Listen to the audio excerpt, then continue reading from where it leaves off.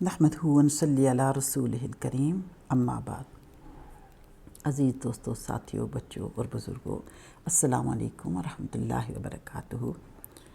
آج کے چیپٹر میں ہم یہ جانیں گے کہ حضرت خدیجہ رضی اللہ تعالیٰ عنہ سے نبی صلی اللہ علیہ وسلم کا نکاح کیسے ہوا۔ شاید وہ گزشتہ آسمانی کتاب کا کوئی عالم تھا، وہ جس کا ذکر ہم نے پچھلے سبق میں سنا، نستورہ، جس سے نبی کریم صلی اللہ علیہ وسلم کی ملاقات ہوئی۔ شاید وہ گزشتہ آسمانی کتاب کا کوئی عالم تھا اور اس نے آپ کو پہچان لیا تھا، چنانچہ وہ بولا، آپ ٹھیک کہتے ہیں۔ اس کے بعد اس نے میسرہ سے علیحدگی میں ملاقات کی۔ کہنے لگا، میسرہ، یہ نبی ہیں، قسم ہے اس ذات کی جس کے ہاتھ میں میری جان ہے، یہ وہی ہے جن کا ذکر ہمارے راہب اپنی کتابوں میں پاتے ہیں۔ میسرہ نے اس کی اس بات کو ذہن نشین کر لیا۔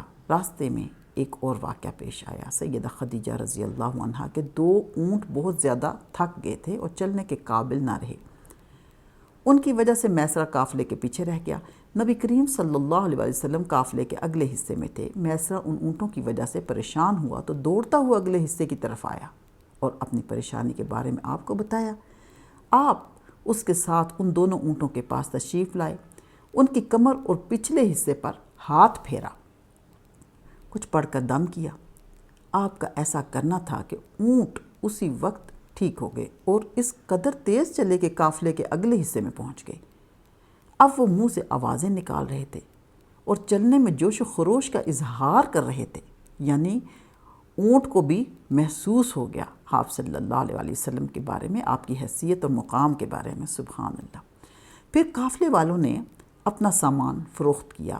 اس بار انہیں اتنا نفع ہوا کہ پہلے کبھی نہیں ہوا تھا۔ چنانچہ میسر نے آپ سے کہا، اے محمد، ہم سالہ سال سے سیدہ خدیجہ کے لیے تجارت کر رہے ہیں، مگر اتنا زبردست نفع ہمیں کبھی نہیں ہوا جتنا اس بار ہوا ہے۔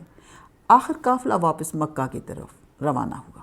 میسرہ نے اس دوران صاف طور پر یہ بات دیکھی کہ جب گرمی کا وقت ہوتا تھا اور نبی کریم صلی اللہ علیہ وسلم اپنے اونٹ پر ہوتے تھے تو 2 فرشتے دھوپ سے بچانے کے لیے آپ پر سایہ کیے رہتے تھے۔ ان تمام باتوں کی وجہ سے میسرہ کے دل میں آپ کی محبت گھر کر گئی اور یوں لگنے لگا جیسے وہ آپ کا غلام ہو۔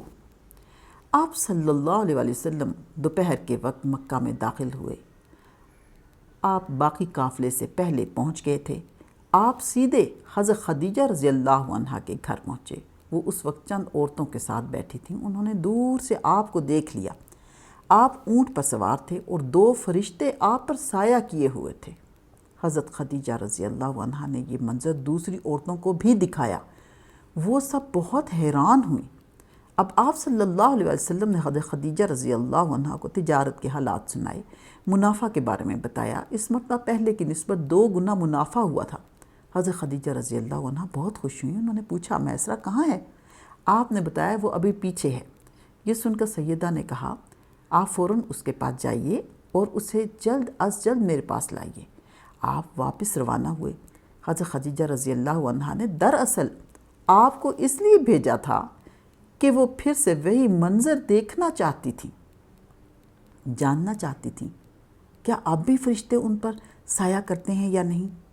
جو ہی آپ روانہ ہوئے، یہ اپنے مکان کے اوپر چڑھ گئیں اور وہاں آپ کو دیکھنے لگیں۔ آپ کی شان اب بھی وہی نظر آئی۔ اب انہیں یقین ہو گیا کہ ان کی آنکھوں نے دھوکہ نہیں کھایا تھا۔ کچھ دیر بعد آپ صلی اللہ علیہ وسلم میسرہ کے ساتھ ان کے پاس پہنچ گئے۔ حضرت خدیجہ رضی اللہ عنہ نے میسرہ سے کہا، میں نے ان پر 2 فرشتوں کو سایہ کرتے ہوئے دیکھا ہے، کیا تم نے بھی کوئی ایسا منظر دیکھا ہے؟ جواب میں میسرہ نے کہا، میں تو یہ منظر اس وقت سے دیکھ رہا ہوں جب قافلہ یہاں سے شام جانے کے لیے روانہ ہوا تھا۔ اس کے بعد میسرہ نے نستورہ سے ملاقات کا حال سنایا۔ دوسرے آدمی نے جو کہا تھا وہ بھی بتایا، جس نے لات اور عزیٰ کی قسم کھانے کے لیے کہا تھا۔ پھر اونٹوں والا واقعہ بتایا۔ یہ تمام باتیں سننے کے بعد سیدہ خدیجہ رضی اللہ عنہ نے آپ کو طے شدہ اجرت سے دگنا دی، جبکہ طے شدہ اجرت پہلے ہی دوسرے لوگوں کی نسبت دگنا تھی۔ ان تمام باتوں سے سیدہ خدیجہ رضی اللہ عنہ بہت حیران ہوئیں۔ اب وہ اپنے چچا زاد بھائی ورقہ بن نوفل سے ملیں۔ یہ پچھلی کتابوں کے عالم تھے۔ سیدہ خدیجہ رضی اللہ عنہا نے انہیں جو کچھ خود دیکھا اور میسرہ کی زبانی سنا تھا وہ سب کہہ سنایا۔ ورقہ بن نوفل اس وقت عیسائی مذہب سے تعلق رکھتے تھے، اس سے پہلے وہ یہودی تھے۔ سیدہ خدیجہ رضی اللہ عنہا کی تمام باتیں سن کر ورقہ بن نوفل نے کہا، خدیجہ اگر یہ باتیں سچ ہیں تو سمجھ لو محمد اس امت کے نبی ہیں۔